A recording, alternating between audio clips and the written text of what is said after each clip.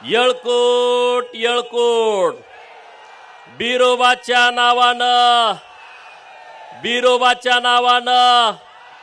खंडोबाच्या नावानं बाळूमामाच्या नावानं आज या ओबीसी आरक्षण लढ्यासाठी इतक्या मोठ्या संख्येनं उपस्थित असणाऱ्या माझ्या सर्व ओबीसी बांधवांना मी सर्वप्रथम मानाचा जय मल्हार करतो।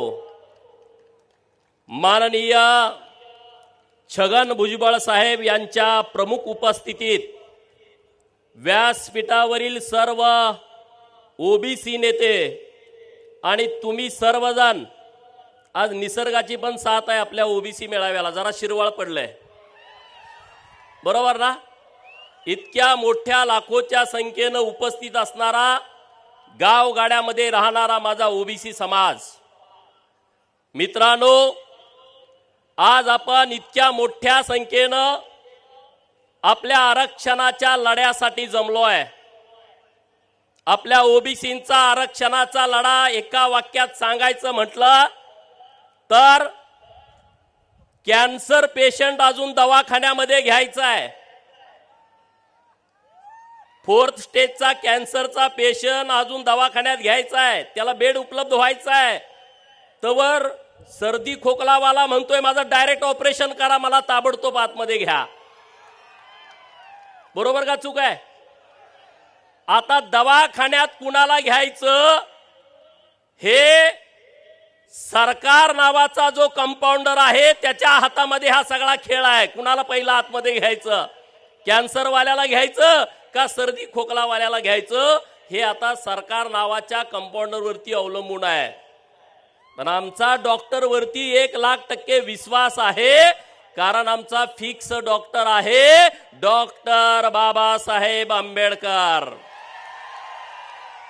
त्या डॉक्टरच्या दवाखान्यामध्ये योग्यच उपचार होणार, डॉक्टर बाबासाहेब आंबेडकर साहेबांच्या दरबारामध्ये योग्यच न्याय मिळणार, त्यामुळे चिंता करण्याची गरज नाही। मित्रांनो आज डिसेंबरच्या महिन्यामध्ये 9 तारखेला आपली सभा आहे आणि डिसेंबर महिन्याचं एक महत्व आहे।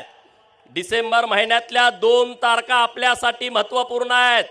1 तारीख आहे 3 डिसेंबर, सिंहासनाचा कुठलाही गंध नसणारा, सिंहासनाचा कोणताही संबंध नसणारा दासी पुत्र यशवंतराव होळकर स्वकर्तृत्वावरती चक्रवर्ती झाला।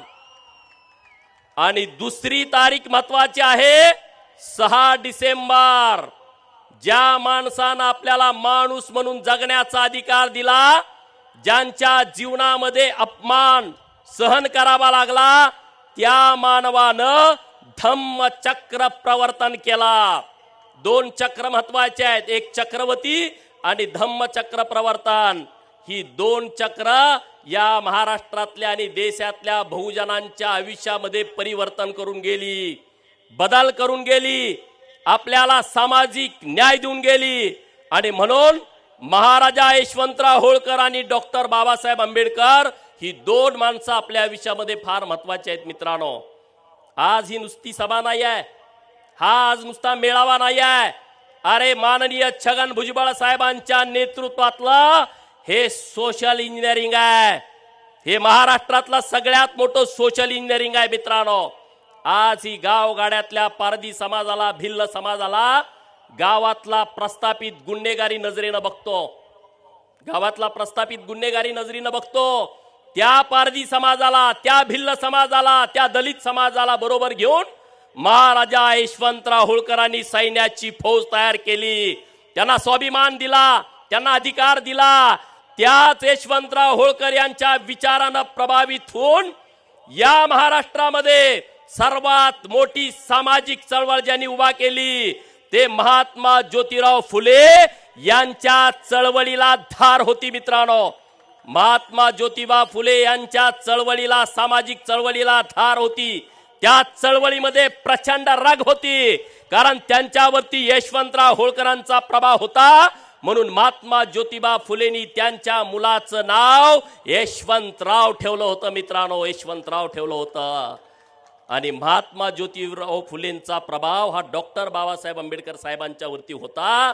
महात्मा ज्योतिराव फुलेंची प्रेरणा घेऊन डॉक्टर बाबासाहेब आंबेडकरांनी त्यांच्या मुलाचं नाव यशवंत ठेवलं. म्हणून मी तुम्हाला सांगतो, होळकर, आंबेडकर आणि फुले या सगळ्यांना जोडणारा यशवंतराव हा आपला एक धागा आहे मित्रांनो, ह्या सगळ्या विचाराला जोडणारा. या देशात जेवढी आंदोलन झाली, या देशामध्ये जेवढ्या क्रांती झाल्या, त्या सगळ्या क्रांती होळकर, फुले, शाहू आणि आंबेडकर याच विचारावरती झाल्या. कारण या सगळ्या चळवळीचा DNA हा होळकर, फुले, शाहू आणि आंबेडकर होता मित्रांनो. आज महाराष्ट्रामध्ये सगळे ओबीसी एकत्र व्हायला लागलेत, एकजूट व्हायला लागलेत. याचं सगळं श्रेय माननीय छगन भुजबळ साहेबांना जातं. या वाघानं डरकाळी फोडली, या सिंहानं सिंहगर्जना केली आणि गावगाड्यातला पालामध्ये राहणारा पोरगा सुद्धा आता तरतरीत झाला. त्याला सुद्धा कळालं की आमचे हक्क, आमचे अधिकार आम्ही आता जतन करून ठेवले पाहिजेत. म्हणून सगळ्यांनी जोरदार टाळ्या वाजवून छगन भुजबळ साहेबांचं अभिनंदन केलं पाहिजे मित्रांनो. जोरदार टाळ्या वाजवा. ही धमाक, ही शक्ती, ही ताकद ही भुजबळ साहेबांच्या मध्ये आहेत. व्यासपीठावरती सगळे ओबीसी नेते आहेत, पण मी भुजबळ साहेबांचं कौतुक करतोय म्हणल्यावरती काय काय जणांना जरा वेगळंच वाटतंय. अरे जो ओबीसीच्या हिताचं, जो भटक्या विमुक्तांच्या हिताचं संरक्षण करतोय, त्या नेतृत्वाच्या पाठीमागं उभं राहिलं पाहिजे. ही आपली सगळ्यांची भूमिका असली पाहिजे. आणि म्हणून भुजबळ साहेब तुमच्या पाठीमागं मोठ्या संख्येनं लोक आहेत. अजून तुम्ही सगळ्या गावापर्यंत गेला नाही, सगळ्या लोकांच्या मध्ये काय चाललंय हे तुमच्यापर्यंत आलं नाही. गावगाड्यातल्या लोकांच्या मध्ये एक मोठी ऊर्जा आली आहे, एक मोठी ताकद आली आहे. मित्रांनो, आमच्या आरक्षणावरती अतिक्रमण, गावामध्ये बंदी, सामाजिक भांडणं, दलितांच्या वरती बहिष्कार, सामाजिक बहिष्कार हे संविधानाला धरून नाही आहे, हे संविधानाच्या विरोधामध्ये आहे.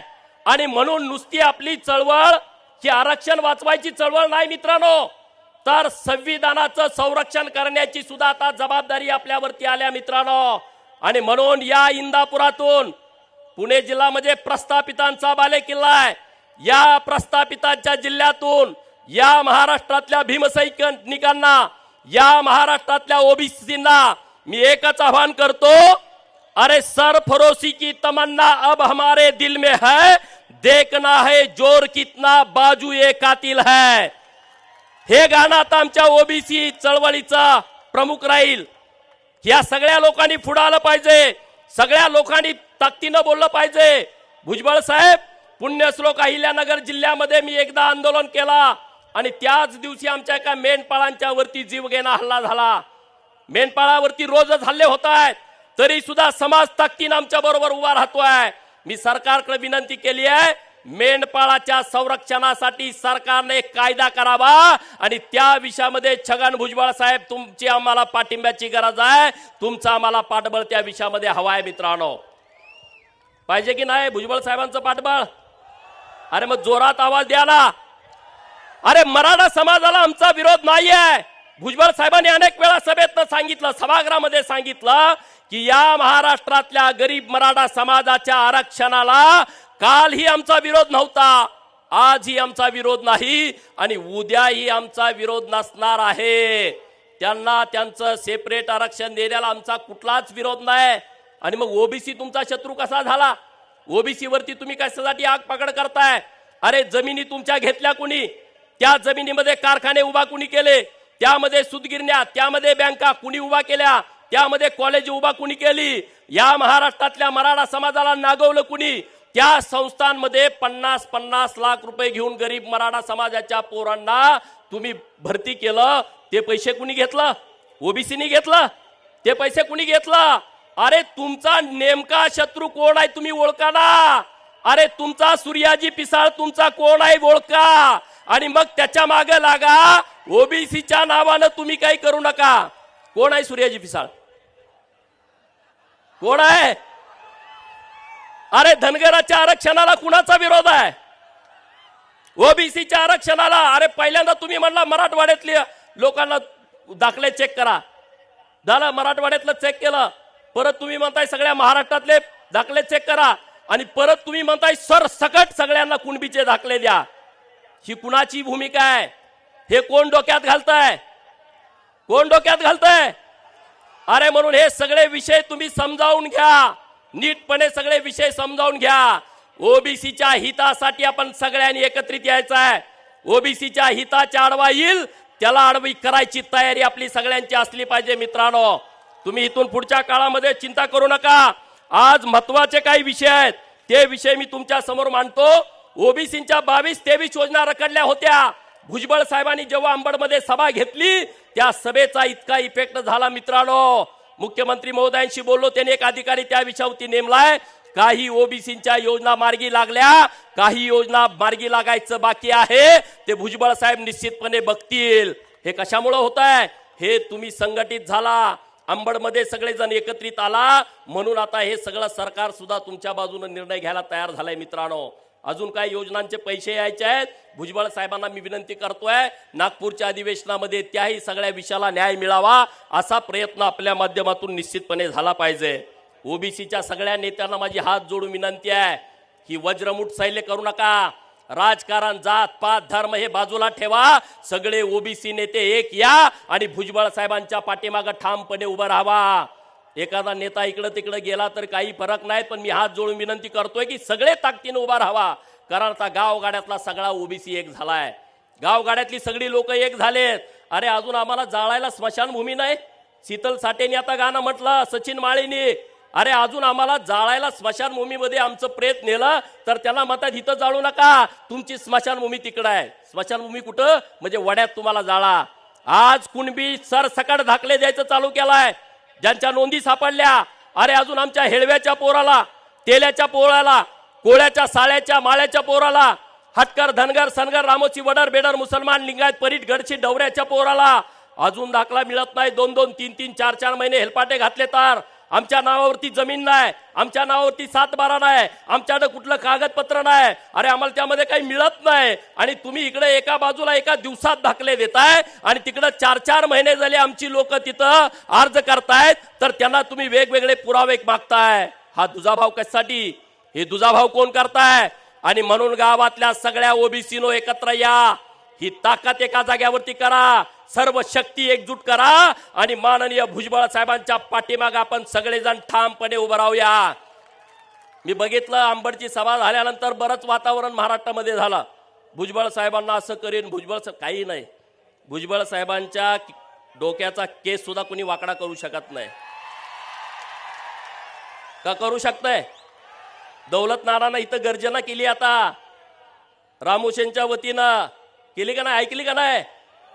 रामोशावरती विश्वास ठेवला तर तो केसालाही धक्का लागू देत नाही. रामोशाचा विश्वासघात झाला तो टाळूला केसच ठेवत नाही.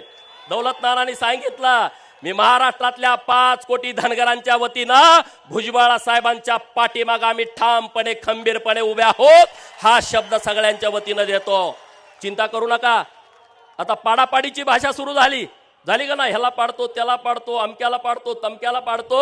अरे पाडापाडीच्या भाषेवरती मला हेच सांगायचं आहे, हुकूमत तो वही करते हैं जिनका लोगों के दिलों पे राज होता है. हुकूमत तो वही करते हैं जिनका लोगों के दिलों पे राज होता है, वरना यूं तो मुर्गों के सर पर भी ताज होता है. आणि बरोबर ना? आणि त्यामुळे चिंता करू नका कसलीच. आणि एकजूट व्हा, एक ताकद व्हा. गावगाड्यातली सगळी एकत्रित लोक यायला लागलेत. सगळ्या लोकांनी आज भुजबळ साहेबांच्या पाठीमागे पाठबळ उभा केलाय. सगळे विसरून टाका. गट तट गावातले, आता नाभिक समाजाच्या नेत्यांनी सांगितलं, अग्री कोळी समाजाच्या नेत्यांनी सांगितलं, हे गावातले छोटे छोटे समाज आपण काय क्रांती करू शकतो बघा. अरे तुम्ही हिनवता गावात नाभिक समाजाची घरं किती, गुरव समाजाची घरं किती, लोहाराची, सोनाराची, सुताराची घरं किती, आम्हाला हिनवता. अरे आज तुम्ही गावात एक जर ओबीसीचा दाखला दिला कुणबीचा तर आमचं सरपंचाचं आरक्षण गेला. दुसरा दाखला द्यायची गरज नाही. एक पंचायत समिती गणामध्ये तुम्ही जर दाखला दिला तर आमचं ओबीसीचं पंचायत समितीचं आरक्षण गेलं. जिल्हा परिषद गणामध्ये एक दाखला गटामध्ये दिला तर आमचं झडपीचं आरक्षण गेलं ना. अरे ह्या राज्यकर्त्यांना हेच करायचं आहे की ह्या प्रस्थापितांच्या घरामध्ये पिलावडी खूप झाल्या, आमदार खासदारकीच्या मंत्र्याच्या जागा त्यांच्या पॅक झाल्या, मग त्यांना ओबीसीच्या झडपी जागेवरती मेंबर व्हायचा आहे, नगरसेवक व्हायचा आहे, पंचायत समितीचा सदस्य व्हायचा आहे, ग्रामपंचायतचा सदस्य आणि गावचा सरपंच व्हायचा आहे, जिल्हा परिषदचा अध्यक्ष व्हायचा आहे, नगरपालिकेचा नगराध्यक्ष आणि महानगरपालिकेचा महापौर व्हायचा आहे. अरे तुम्ही 4-4 जरी सर्टिफिकेट दिली तर आमचं राजकीय आरक्षण गेलं, राहत नाही ते मित्रांनो. म्हणून तुम्ही जागा व्हा, एकत्रित व्हा, एकजूट करा. राजकारण हा नंतरचा विषय आहे. अरे आपण वाचलो तर पुढचं सगळं वाचेल. म्हणून महाराष्ट्रातल्या सगळ्या ओबीसीनं एकत्रित यावं, एकजूट व्हावं, एक ताकदीनं व्हावं आणि माननीय छगन भुजबळ साहेबांच्या पाठीमागं ठामपणे उभं राहावं. एवढीच मी विनंती तुम्हाला करतो. 11 तारखेला विधान भवन नागपूरला धनगर समाजाच्या आरक्षणाची अंमलबजावणी व्हावी म्हणून मोर्चा ठेवलाय. सगळ्या महाराष्ट्रातल्या धनगर समाजाला माझं आव्हान आहे, लाखोच्या संख्येने तिकडे या, घरात बसू नका, दारा काढत मेंढर चारा इकडे नाही, ते काम रोजच आहे आपल्याला. सगळेजण ताकदीनं या आणि परत एकदा तुम्हा सगळ्यांच्या समोर नतमस्तक होतो, तुम्हा सगळ्यांना सॅल्यूट करतो आणि एक शपथ सगळेजण घेऊया. ओबीसीने एक शपथ घ्यावी. सगळे उठून उभा राहा, हात पुढे करा. मी मागं म्हणतो, तुम्ही माझ्या मागे म्हणा.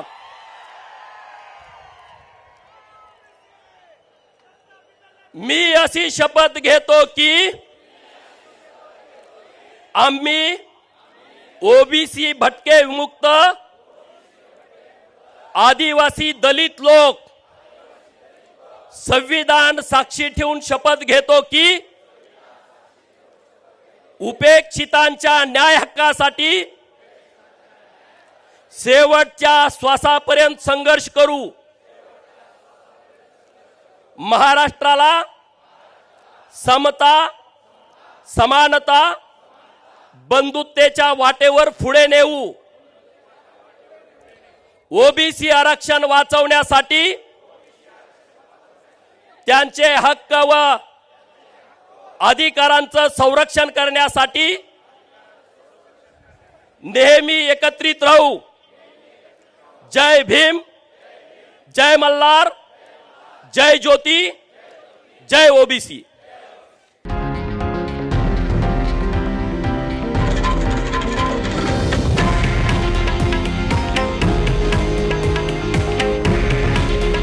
हे आहे देशातील नंबर 1 न्यूज नेटवर्क आणि आपण पाहत आहात TV9 मराठी. काळजी तुमची, हित महाराष्ट्राचं.